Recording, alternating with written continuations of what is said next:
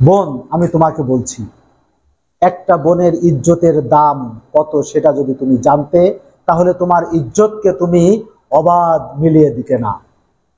তোমার এক বোনের ইজ্জত হরণ করার কারণে রাজা তাহেরিকে পরাজিত করছিল মোহাম্মদ বিন কাসিম। মাত্র 17 জন ঘর সওয়ার নিয়ে তিনি আক্রমণ করেছিলেন।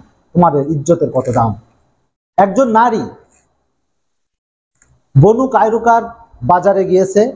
তা মদিনার ঘটনা, রাসূলুল্লাহ সাল্লাল্লাহু আলাইহি সাল্লামের সময় বনু কায়রুকার বাজারে গিয়েছে তার প্রয়োজনে, কিন্তু ইহুদি তার শ্লীলতা হানি করেছে, যার কারণে ওই জায়গায় একজন মুসলমান ভাই ছিল, সে সেটা সহ্য করতে না পেরে তরোয়াল দিয়ে ওই ইহুদির এক কোপে কাল্লা আলাদা করে দিয়েছে। আল্লাহু আকবার। তখন ইহুদিরা মেরে ওই মুসলমানকে হত্যা করেছে। এই হত্যার ঘটনা রাসূলুল্লাহ সাল্লাল্লাহু আলাইহি সাল্লামের কাছে এসেছে। রাসূলুল্লাহ সাল্লাল্লাহু আলাইহি সাল্লাম এই কথা শোনার সঙ্গে সঙ্গে তিনি ওই মুসলমান ভাইকে তো দোষারোপ করেননি, বরঞ্চ তিনি তখন ঘোষণা করে দিল, আমরা বনু কায়রুকাকে আক্রমণ করব। বনু কায়রুকাকে ওখানে আক্রমণ করে সেখান থেকে তাদের মদিনা থেকে বের করে দেওয়া হয়েছে। একটা মেয়ের ইজ্জতের কত দাম ইসলাম দিয়েছে বোন, তুমি তো জানো না। তুমি যদি জানতে, তাহলে তুমি শার্ট প্যান্ট পরে, গেঞ্জি পরে, উলঙ্গ হয়ে তুমি ফেসবুকে ছবি আপলোড করতে না, তুমি ইউটিউবে ছবি আপলোড করতে না। একটা মেয়ের কত দাম ইসলাম দিয়েছে। আরে যে জামানার মানুষ মেয়েদেরকে জন্মগ্রহণ করার সাথে সাথে তাদেরকে জীবন্ত দাফন করত, ইসলাম এসে আমার রাসূল মুহাম্মদ আরবি সাল্লাল্লাহু আলাইহি ওয়াসাল্লাম তিনি এই ধরাধামে আসলেন।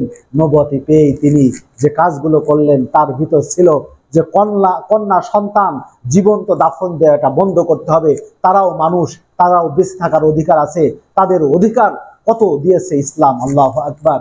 সাহাবী এসে বলছেন, ইয়া রাসূলুল্লাহ, ইয়া হাবিবাল্লাহ, আমার পিতামাতা বেঁচে আছে, আমি পিতামাতার সম্মান করব, খেদমত করব কাকে? আল্লাহ রাসূল সাল্লাল্লাহু আলাইহি সাল্লাম বললেন, তোমার মাকে। এরপরে সাহাবী আবার বললেন, ইয়া রাসূলুল্লাহ, তারপরে কার? আল্লাহ রাসূল বললেন, তোমার মায়ের। ইয়া রাসূলুল্লাহ, তারপরে কার? তোমার মায়ের। 3 বার মার কথা উচ্চারণ করেছে, চতুর্থবার বলেছেন তোমার পিতা। ও বোন, তোমার মর্যাদা কত তুমি তো জানো না। তোমার মর্যাদা ইসলাম কতখানি দিয়েছে তুমি তো জানো না। তুমি যদি জানতে, তাহলে তুমি উলঙ্গ থাকতে না। তুমি যদি জানতে, তাহলে তুমি বেপর্দা হয়ে চলতে না। তুমি যদি জানতে তাহলে তুমি পর্দার সাথে ঘরের মধ্যে আবদ্ধ থাকতে। যতটুকুন প্রয়োজন ততটুকুন ছাড়া তুমি বাইরে বের হতে না। বোন, আমি তোমাকেই বলছি। হ্যাঁ বোন, আমি তোমাকেই বলছি। তুমি কি জানো তোমাদের কত দাম?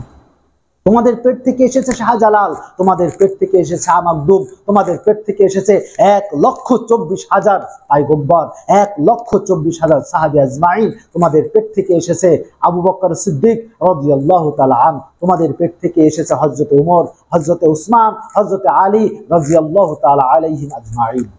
ও বোন, তোমরা যদি খারাপ হয়ে যাও, শুনে রাখো, আবার তোমাদের পেট থেকে এসেছে আবু জেহেল, আবু লাহাব, উতবা, সাহেবা, এই সমস্ত টাটকা কাফের তোমাদের পেট থেকে এসেছে।